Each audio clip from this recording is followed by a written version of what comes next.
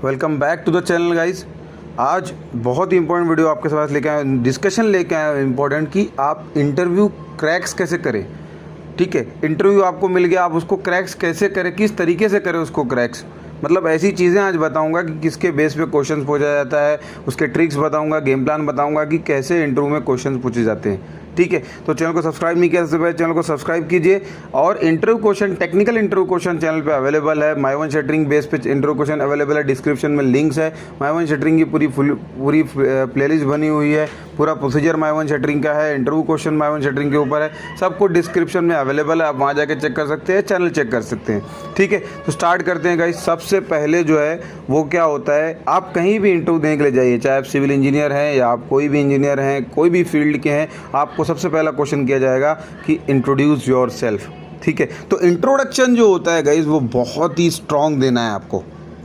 ठीक है, इंट्रोडक्शन इतना स्ट्रॉन्ग देना है कि सामने जो भी इंटरव्यूअर बैठा है वो ऐसा समझे कि हाँ आपके पास कॉन्फिडेंस लेवल 100% है, 100% अबव है, तो आप उस टाइम ही इम्प्रेस कर दीजिए मतलब इंटरव्यूअर को। ठीक है, इंटरव्यूअर अगर इंट्रोडक्शन से इम्प्रेस हो गया तो आपसे प्रॉपर्ली ज़्यादा क्वेश्चंस नहीं करेगा और ऐसा चाहेगा कि आप उसकी कंपनी के लिए काम करें।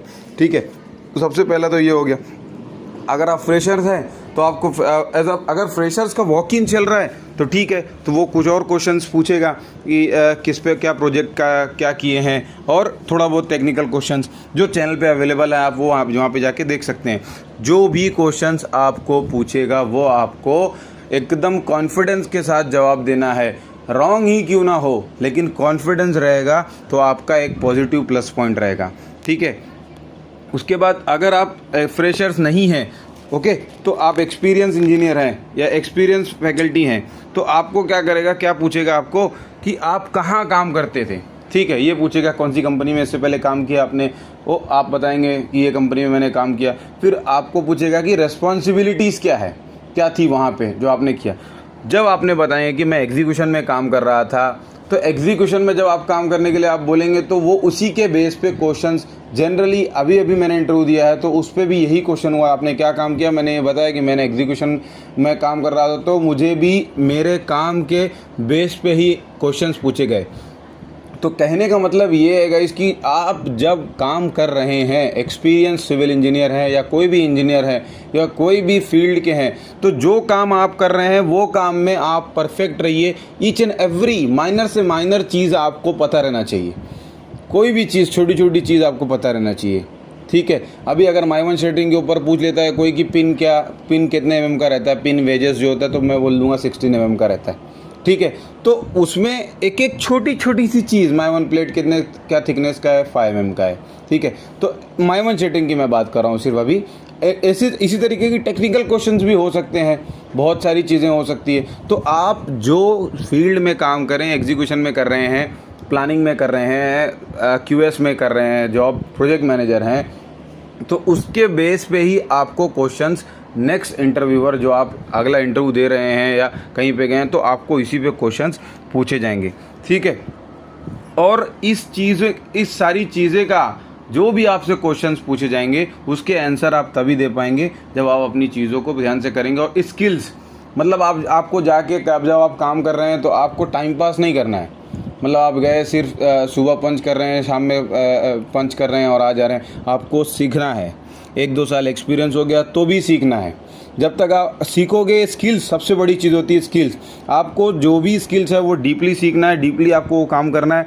आरसीसी टू फिनिशिंग, मतलब ऐसा नहीं है कि सिर्फ आप कॉन्ट्रैक्टर के पास काम कर रहे हैं, कोई आरसीसी कॉन्ट्रैक्टर के पास काम कर रहे हैं या कोई फिनिशिंग कॉन्ट्रैक्टर के पास काम कर रहे हैं तो सिर्फ आप फिनिशिंग का काम देख रहे हैं। आपको मौका लग रहा है, आपको टाइम मिल रहा है, आप टाइम निकाल के और अलग चीज़ सीखिए, सब कुछ सीखिए।